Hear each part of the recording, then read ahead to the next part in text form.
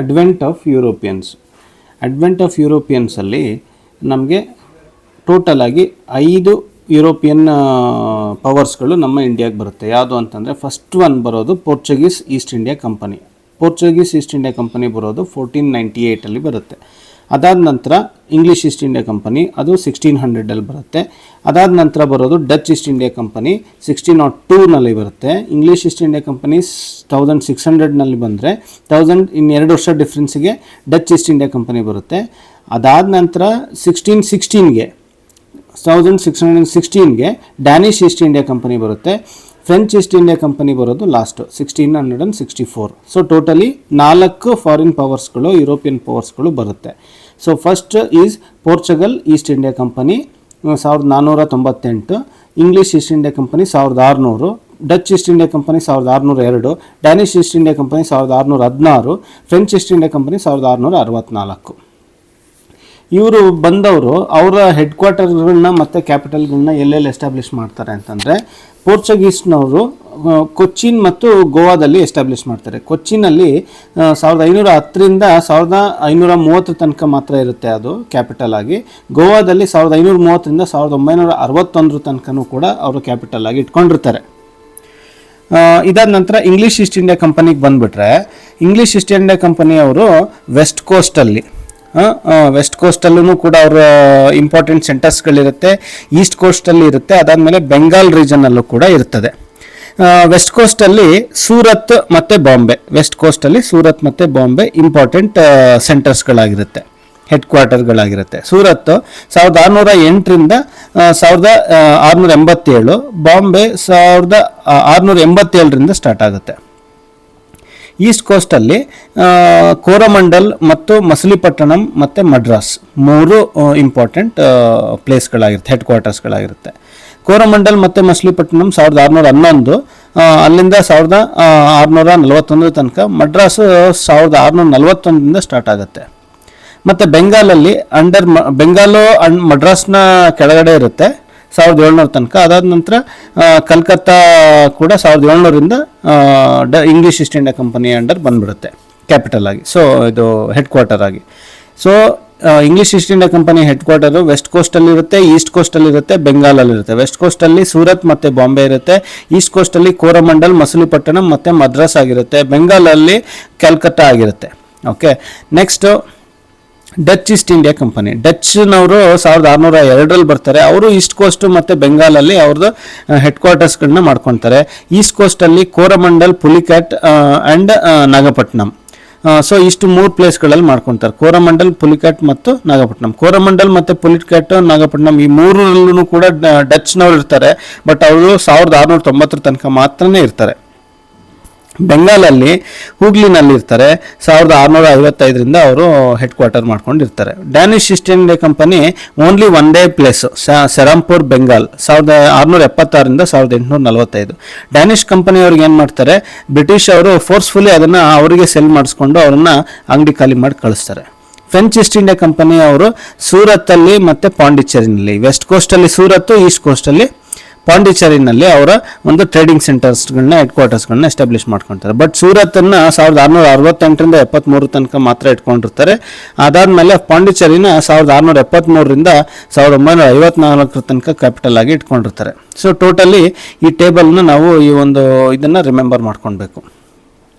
Next ಪೋರ್ಚುಗೀಸ್ನವರು ಯಾವ್ಯಾವ ರೀತಿ, ಪೋರ್ಚುಗೀಸು, Dutch, English, French ಯಾವ್ಯಾವ ರೀತಿ ಅವರು ಎಕ್ಸ್ಪ್ಯಾಂಡ್ ಮಾಡ್ಕೊತ ಬಂದರು ಇನಿಷಿಯಲಿ ಅಂತ ನೋಡೋಣ. ಪೋರ್ಚುಗೀಸಲ್ಲಿ ಫಸ್ಟ್ ಪೋರ್ಚುಗೀಸ್ ಯಾರು ಬಂದಿದ್ದಾರಲ್ಲ, ಕೇಪ್ ರೂಟ್ನ ಕಂಡಿಡಿದು ಯುರೋಪಿಂದ ಇಂಡಿಯಾಗೆ ರೀಚ್ ಆಗ್ತಾರೆ. ಯಾರು ಅಂತಂದರೆ ಫಸ್ಟ್ ನಮಗೆ ಗೊತ್ತಾಗಬೇಕಾಗಿದೆ ವಾಸ್ಕೋ ಡ ಗಾಮ, ಪೋರ್ಚುಗೀಸ್ನವರು. ಇವನು ಬಂದ ಮೇಲೆ ಇವನು ಕ್ಯಾಲಿಕಟ್ಟಲ್ಲಿ ರೀಚ್ ಆಗ್ತಾನೆ. ಕ್ಯಾಲಿಕಟ್ಟಲ್ಲಿ ರೀಚ್ ಆದಾಗ ಇವನನ್ನ ಇನ್ವೈಟ್ ಮಾಡೋದಕ್ಕೆ ಒಬ್ಬ ಹಿಂದೂ ರೂಲರ್ ಬರ್ತಾರೆ. ಆ ಹಿಂದೂ ರೂಲರ್ ಹೆಸರೇನು ಜಮೋರಿನ್ ಅಂತ ಹೇಳಿ. 1498ರಲ್ಲಿ ಇವನು ಕ್ಯಾಲಿಕಟ್ನ ರೀಚ್ ಆಗ್ತಾನೆ ವಾಸ್ಕೋ ಡ ಗಾಮ. ನೆಕ್ಸ್ಟು ಕ್ಯಾಲಿಕಟ್ ರೀಚ್ ಆದ ನಂತರ ಅವ್ರೇನು ಮಾಡ್ತಾರೆ, ಎಲ್ಲ ಕಡೆ ಟ್ರೇಡಿಂಗ್ ಸ್ಟೇಷನ್ಸ್ಗಳನ್ನ ಎಸ್ಟಾಬ್ಲಿಷ್ ಮಾಡ್ತಾರೆ. ಟ್ರೇಡಿಂಗ್ ಸ್ಟೇಷನ್ಸ್ಗಳನ್ನ ಎಲ್ಲೆಲ್ಲಿ ಎಸ್ಟಾಬ್ಲಿಷ್ ಮಾಡ್ತಾರೆ ಅಂದರೆ ಕ್ಯಾಲಿಕಟ್ಟು, ಕೊಚ್ಚಿನ್ನು, ಕಣ್ಣನೂರು ಅಂತೇಳಿ ಇಷ್ಟು ಪ್ಲೇಸ್ಗಳಲ್ಲಿ ಎಸ್ಟಾಬ್ಲಿಷ್ ಮಾಡ್ತಾರೆ. ಕೊಚ್ಚಿನನ್ನು ಫಸ್ಟು ಇವರು ಕ್ಯಾಪಿಟಲ್ ಆಗಿ ಡಿಕ್ಲೇರ್ ಮಾಡ್ಕೊತಾರೆ. ಪೋರ್ಚುಗೀಸ್ನ ಕ್ಯಾಪಿಟಲ್ ಆಗಿ. ಅದಾದ ನಂತರ ಕೊಚ್ಚಿನಿಂದ ಏನು ಮಾಡ್ತಾರೆ, ಗೋವಾಗೆ ಅದನ್ನು ಶಿಫ್ಟ್ ಮಾಡ್ತಾರೆ. ಫಸ್ಟ್ ಗವರ್ನರ್ ಯಾರು ಅಂತ, ನೆಕ್ಸ್ಟ್ ಗವರ್ನರ್ಸ್ಗಳು ಯಾರ್ಯಾರು ಅಂತ ಹೇಳಿ ನಾವು ತಿಳ್ಕೊಳ್ಬೇಕು. ಗವರ್ನರ್ಸ್ಗಳು ಯಾರ್ಯಾರು ಅಂತಂದರೆ, ಫಸ್ಟು ಫ್ರಾನ್ಸಿಸ್ಕೋ ಡಿ ಅಲ್ಮೆಡಾ, ಅದಾದ ನಂತರ ಅಲ್ಫನ್ಸೋ ಡಿ ಅಲ್ಬುಕರ್ಕ್, ಅದಾದ ನಂತರ ನಿನೋ ದ ಕನ್ಹಾ ಅಂತೇಳಿ, ಅದಾದ ನಂತರ ಮಾರ್ಟಿನ್ ಅಲ್ಫೋನ್ಸಾ ಡಿ ಡಿಸೋಜಾ ಅಂತೇಳಿ, ಟೋಟಲ್ 4 ಜನ. Francisco de Almeida, Alfonso de Albuquerque, Nino da Cunha, Martin Alfonso de Souza ಅಂತೇಳಿ. First one Francisco de Almeida, ಇವನು ಪಾಲಿಸಿ ಆಫ್ ಬ್ಲೂ ವಾಟರ್ನ ಇವನು ಇಂಟ್ರೊಡ್ಯೂಸ್ ಮಾಡ್ತಾನೆ. ಇವನು 1505ರಿಂದ 1509 ತನಕ ಇರ್ತಾನೆ. ಅಲ್ಫನ್ಸೋ ಡಿ ಅಲ್ಬುಕರ್ಕ್ 1509ರಿಂದ 15 ತನಕ ಇರ್ತಾನೆ. ಇವನು ದ ಪಾಲಿಸಿ ಆಫ್ ಇಂಪೀರಿಯಲಿಸಮ್ನ ಅಡಾಪ್ಟ್ ಮಾಡ್ಕೊತಾನೆ. ಅಡಾಪ್ಟ್ ಮಾಡ್ಕೊಂಡು ಅದಾದ ನಂತರ ಇವನು ಗೋವಾನ ಬಿಜಾಪುರ್ ರೂಲರಿಂದ ಕ್ಯಾಪ್ಚರ್ ಮಾಡ್ಕೊತಾನೆ, Alfonso de Albuquerque. Nino da Cunha ಏನು ಮಾಡ್ತಾನೆ, Nino da Cunha Alfonso de Albuquerque ಗೋವಾನ ಕ್ಯಾಪ್ಚರ್ ಮಾಡ್ಕೊತಾನೆ ಬಿಜಾಪುರಿಂದ. ನಿನೋ ದ ಕನ್ಹಾ ಏನು ಮಾಡ್ತಾನೆ, ಕೊಚ್ಚಿನಿಂದ ಗೋವಾಗೆ ಕ್ಯಾಪಿಟಲ್ನ ಶಿಫ್ಟ್ ಮಾಡ್ತಾನೆ. 1529ರಿಂದ 1538 ತನಕ ಇವನು ಇರ್ತಾನೆ. 1530ರಲ್ಲಿ ಕ್ಯಾಪಿಟಲ್ನ ಗೋವಾಗೆ ಶಿಫ್ಟ್ ಮಾಡ್ತಾನೆ. ಶಿಫ್ಟ್ ಮಾಡೋದ್ರ ಜೊತೆಗೆ ಡಿಯು ಮತ್ತು ಬೆಸಿನ್ನ ಇವನು ಅಕ್ವೈರ್ ಮಾಡ್ಕೊತಾನೆ. ಇದಾದ ನಂತರ ಬರೋದು ಮಾರ್ಟಿನ್ ಅಲ್ಫನ್ಸೋ ಡಿಸೋಜಾ ಅಂತೇಳಿ. ಮಾರ್ಟಿನ್ ಅಲ್ಫನ್ಸೋ ಡಿಸೋಜಾ 1542ರಿಂದ 1545 ತನಕ ಇರ್ತಾನೆ. ಇವನು ಬರಬೇಕಾದ್ರೆ ಪೋರ್ಚುಗಲ್ನಿಂದ ಬರಬೇಕಾದ್ರೆ ಇವನ ಜೊತೆ ಒಬ್ಬ ಫೇಮಸ್ ಕ್ರಿಶ್ಚಿಯನ್ ಸೈಂಟನ್ನು ಕರ್ಕೊಂಡು ಬರ್ತಾನೆ. ಅವನ ಹೆಸರು ಫ್ರಾನ್ಸಿಸ್ಕೋ ಝೇವಿಯರ್ ಅಂತೇಳಿ.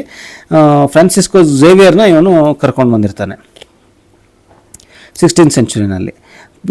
ಪೋರ್ಚುಗೀಸ್ ಏನಾಗ್ತಾರೆ, ಪೋರ್ಚುಗೀಸ್ನ ಪವರು 16ನೇ ಸೆಂಚುರಿ ನಂತರ ಏನಾಗುತ್ತೆ, ಡಿಕ್ಲೈನ್ ಆಗ್ತಾ ಬರುತ್ತೆ. ಇನ್ನು 1631ನಲ್ಲಿ ಹೂಗ್ಲಿನ ಅವರು ಕಳ್ಕೊತಾರೆ.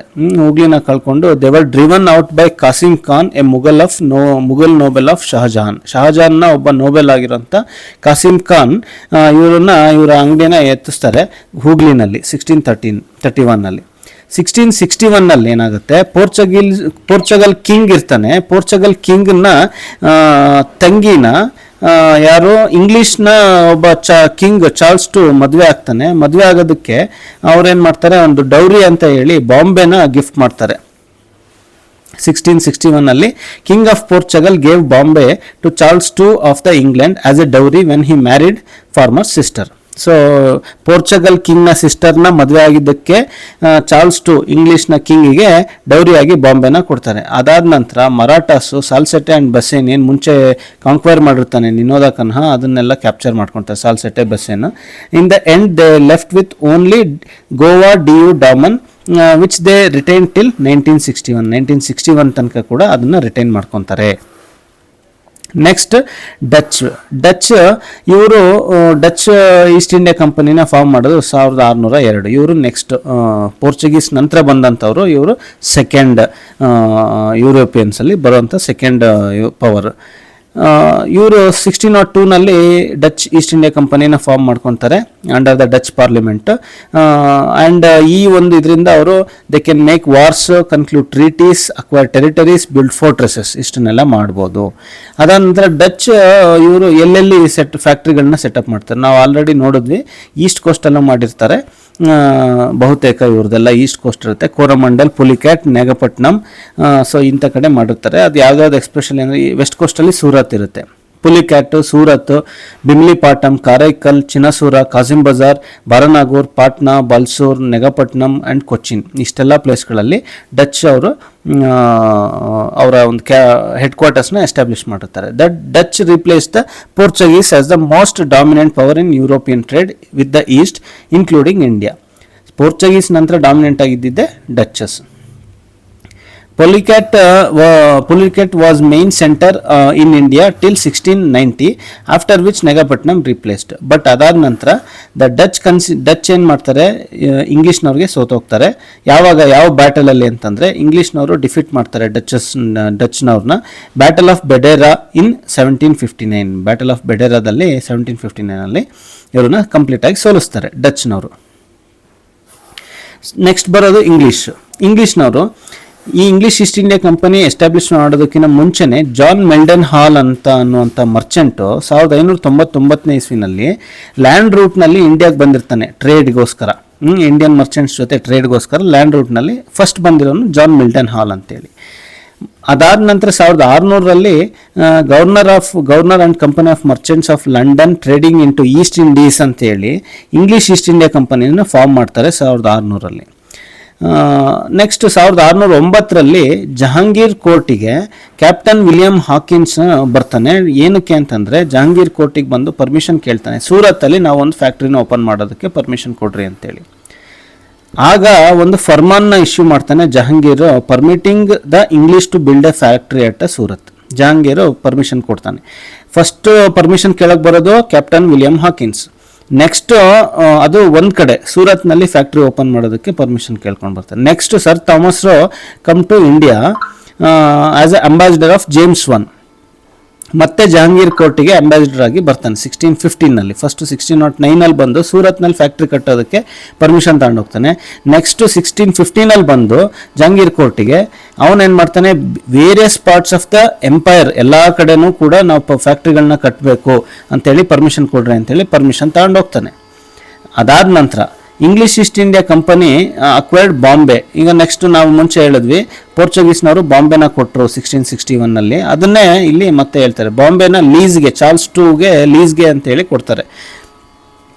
ಅದಾದ ನಂತರ Gerald Aungier was its first governor. ಬಾಂಬೆದು ಫಸ್ಟ್ ಗವರ್ನರ್ ಯಾರಾಗಿರ್ತಾರೆ ಅಂದರೆ 1669 to 1677 ಗೆರಾಲ್ಡ್ ಆಂಗಿಯರ್ ಆಗಿರ್ತಾನೆ. 1619ನಲ್ಲಿ Job Charnock established a factory at ಸುತ್ನಾತಿ.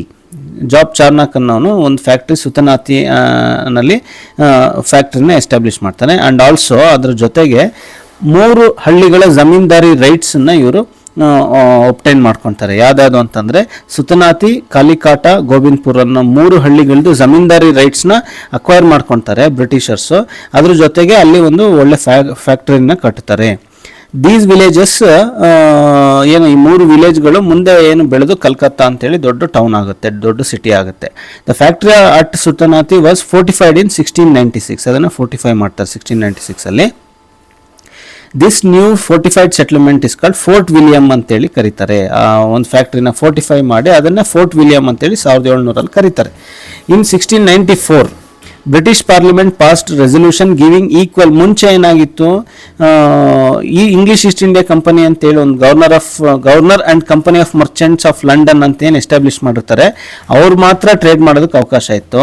But 1694ಅಲ್ಲಿ British parliament ಯಾರಾದರೂ ಇಂಗ್ಲೀಷ್ ಮೆನ್ಸ್ ಯಾರಾದರೂ ಹೋಗಿ ಟ್ರೇಡ್ ಮಾಡ್ಬೋದು ಈಸ್ಟಲ್ಲಿ ಇಂಡಿಯಾದಲ್ಲಿ ಅಂತೇಳಿ ಪರ್ಮಿಷನ್ ಕೊಡ್ತಾರೆ. ಅದಾದ ನಂತರ ನ್ಯೂ ರೈವಲ್ ಕಂಪನಿನ ಎಸ್ಟಾಬ್ಲಿಷ್ ಮಾಡ್ತಾರೆ. ಅದು ಬ್ರಿಟಿಷ್ ಇದರಲ್ಲಿ ಇಂಗ್ಲೆಂಡಲ್ಲಿ ಅದು English company of merchant trading into East Indies ಅಂತೇಳಿ ಅವ್ರು ನ್ಯೂ ರೈವಲರಿ ಕಂಪನಿನ ಎಸ್ಟಾಬ್ಲಿಷ್ ಮಾಡ್ತಾರೆ 1698ಅಲ್ಲಿ. ಅದಾದ ನಂತರ ಫೈನಲ್ ಅಮಾಲ್ಗಮೇಷನ್ ಯಾವಾಗ ಆಗುತ್ತೆ, ಟೋಟಲಿ 2 ಕಂಪನಿ, ಒಂದು governor and the company trading into the East, ಇನ್ನೊಂದು English company of merchant trading into the East. ಇವೆರಡನ್ನು ಕ್ಲಬ್ ಮಾಡಿ 1858ರಲ್ಲಿ the United company of merchants of England trading into East Indies ಅಂತೇಳಿ ಇನ್ನೊಂದು ಹೊಸ ಕಂಪನಿ, ಅದೇನೇ English East India company. Next ಇದಾದಮೇಲೆ French ಬರುತ್ತಾರೆ. French East India company form ಮಾಡೋದು by Colbert under the patronage of French rule, French king 1664ನಲ್ಲಿ form ಮಾಡ್ತಾರೆ. First ಫ್ಯಾಕ್ಟ್ರಿನ French ಅವರು establish ಮಾಡೋದು ಸೂರತ್ನಲ್ಲಿ. ಯಾರು ಅಂತಂದರೆ ಫ್ರಾಂಕೋಯಿಸ್ ಕೆರಾನ್ ಅನ್ನೋರು 1668ಅಲ್ಲಿ, ಅವ್ರು ಬರೋದು 1664ಅಲ್ಲಿ, ಫ್ಯಾಕ್ಟ್ರಿ ಎಸ್ಟಾಬ್ಲಿಷ್ ಮಾಡೋದು 1668ಅಲ್ಲಿ. ಫ್ರಾಂಕೋಯಿಸ್ ಕೆರಾನ್ ಅನ್ನೋರು ಎಸ್ಟಾಬ್ಲಿಷ್ ಮಾಡ್ತಾರೆ. ಅದಾದ ನಂತರ ಮಸೂಲಿಪಟ್ನಂನಲ್ಲಿ ಎಸ್ಟಾಬ್ಲಿಷ್ ಮಾಡ್ತಾರೆ 1669ನಲ್ಲಿ. ಅದಾದ ನಂತರ ಫ್ರೆಂಚ್ ಪವರು ಸ್ವಲ್ಪ ಚೆನ್ನಾಗಿ ಇಂಪ್ರೂವ್ ಆಗುತ್ತೆ. ಯಾರ ಅಂಡರಲ್ಲಿ ಅಂತಂದರೆ ಲಿನಾಯ್ರ್ ಆ್ಯಂಡ್ ಡುಮಾಸ್ ಅನ್ನೋಂಥ ಗವರ್ನರ್ಸ್ಗಳ ಅಂಡರಲ್ಲಿ 1720 1742ನಲ್ಲಿ. ಅದಾದ ನಂತರ ದೇ ಆಕ್ಯುಪೈಡ್ ಮಾಹೆ ಇನ್ ಮಲ್ಬಾರ್, ಯಾಣಮ್ ಇನ್ ಕೋರಮಂಡಲ್, ಕಾರೈಕಲ್ ಇನ್ ತಮಿಳ್ನಾಡು 1739ನಲ್ಲಿ ಎಲ್ಲ ಆಕ್ಯುಪೈ ಮಾಡ್ಕೊತಾರೆ. ಇದಾದ ನಂತರ ದ ಅರೈವಲ್ ಆಫ್ ಡ್ಯೂಪ್ಲೆಕ್ಸ್ ಬಂದಿದ್ದಾಗ ಸಾಕಷ್ಟು ಸೀರೀಸ್ ಆಫ್ ಕಾನ್ಫ್ಲಿಕ್ಟ್ಸ್ಗಳನ್ನ ನೋಡ್ತಾರೆ ಫ್ರೆಂಚ್ ಮತ್ತು ಇಂಗ್ಲೀಷ್ನರ ಮಧ್ಯೆ. ಅದನ್ನು ಆಂಗ್ಲೋ ಫ್ರೆಂಚ್ ಕಾನ್ಫ್ಲಿಕ್ಟ್ಸ್ ಅಂತ ಹೇಳಿ ಕರೀತಾರೆ, ಅಥವಾ ಕರ್ನಾಟಿಕ್ ವಾರ್ಸ್ ಅಂತೇಳಿ ಕರೀತಾರೆ. ಇದರಲ್ಲಿ ಏನಾಗುತ್ತೆ, ಫ್ರೆಂಚ್ನವರು ಒಂದು ಸ್ವಲ್ಪ ಡಿಫೀಟನ್ನು ಅನುಭವಿಸ್ತಾರೆ. ಆಂಗ್ಲೋ ಕರ್ನಾಟಿಕ್ ವಾರ್ಸ್ಗಳು ಯಾವ್ಯಾವಿದ್ದಾವೆ? ಆಂಗ್ಲೋ ಫ್ರೆಂಚ್ ವಾರ್ಸ್ಗಳು ಟೋಟಲ್ ಆಗಿ 3 ಆಂಗ್ಲೋ ಫ್ರೆಂಚ್ ವಾರ್ಸ್ಗಳಾಗುತ್ತೆ. ಫಸ್ಟ್ ಆಂಗ್ಲೋ ಫ್ರೆಂಚ್ ವಾರು 1746ಇಂದ 48, ಸೆಕೆಂಡ್ ಆಂಗ್ಲೋ ಫ್ರೆಂಚ್ ವಾರ್ 1749ಇಂದ 54, ಥರ್ಡ್ ಆಂಗ್ಲೋ ಫ್ರೆಂಚ್ ವಾರ್ 1758ಇಂದ 63. First Anglo French war end ಆಗೋದು ಟ್ರೀಟಿ ಆಫ್ ಎಕ್ಸ್-ಲಾ ಚೆಪೆಲ್ಲೆ ಅಂತೇಳಿ, ಅದು ಒಂದು ಟ್ರೀಟಿ ಆಗಿರುತ್ತೆ. ಅದು ಏನು ಮಾಡುತ್ತೆ, ವಾರ್ ಆಫ್ ಸಕ್ಸೆಷನ್ ಬೇಸಿಸ್ ಮೇಲೆ ಒಂದು ಯುದ್ಧ ಸ್ಟಾರ್ಟ್ ಆಗಿರುತ್ತೆ ಇಂಗ್ಲೀಷ್ ಮತ್ತು ಫ್ರೆಂಚ್ ಮೇಲೆ, ಅದನ್ನೇ ಎಂಡ್ ಮಾಡ್ತಾರೆ. Second Anglo French war treaty of Pondicherry ಅಥವಾ ಟ್ರೀಟಿ ಆಫ್ ಗೊಡೆಹೋ ಅನ್ನೋವಂಥ ಟ್ರೀಟಿಯಿಂದ ಎಂಡ್ ಆಗುತ್ತೆ. Third Anglo French war treaty of ಪ್ಯಾರಿಸಿಂದ ಎಂಡ್ ಆಗುತ್ತೆ. ಸೊ ಫಸ್ಟ್ ಆಂಗ್ಲೋ ಫ್ರೆಂಚ್ ವಾರ್ನಲ್ಲಿ ಏನು ನಡೀತದೆ? ಫಸ್ಟ್ ಆಂಗ್ಲೋ ಫ್ರೆಂಚ್ ವಾರ್ನಲ್ಲಿ ಫ್ರೆಂಚ್ ಏನು ಮಾಡ್ತಾರೆ, ಮಡ್ರಾಸ್ನ ಒಂದು ಮಡ್ರಾಸ್ನ ಆಕ್ಯುಪೈ ಮಾಡ್ಕೊತಾರೆ ಫ್ರೆಂಚ್.